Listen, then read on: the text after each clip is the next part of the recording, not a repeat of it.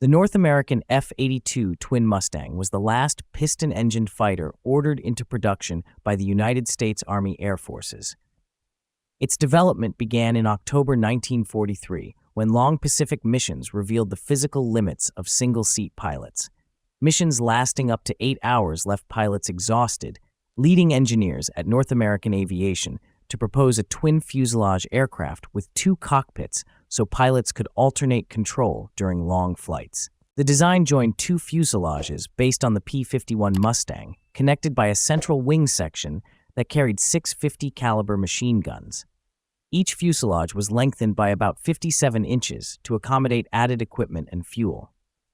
Early prototypes were powered by Packard-built Rolls-Royce Merlin V1650 engines, whose counter-rotating propellers reduced torque effects.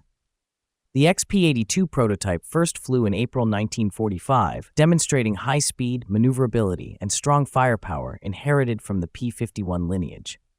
Although intended as a long-range escort for Boeing B-29 bombers, the aircraft entered production too late for World War II.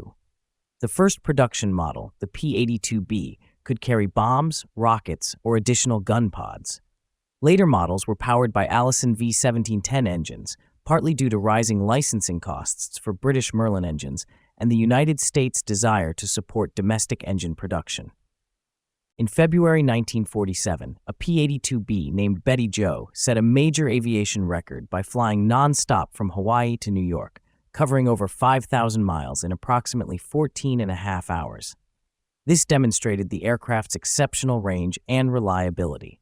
With the establishment of the United States Air Force in 1948, all P-82 aircraft were redesignated F-82.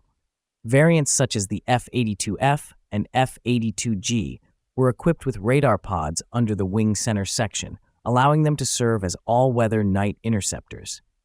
These aircraft replaced older night fighters and became an interim defense solution until jet interceptors were ready. The F-82 played an important role during the early stages of the Korean War.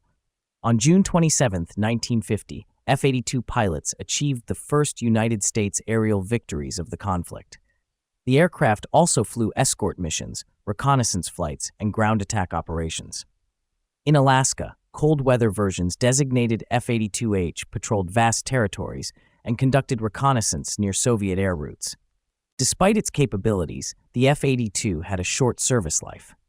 The rapid arrival of jet aircraft made piston-engine fighters obsolete.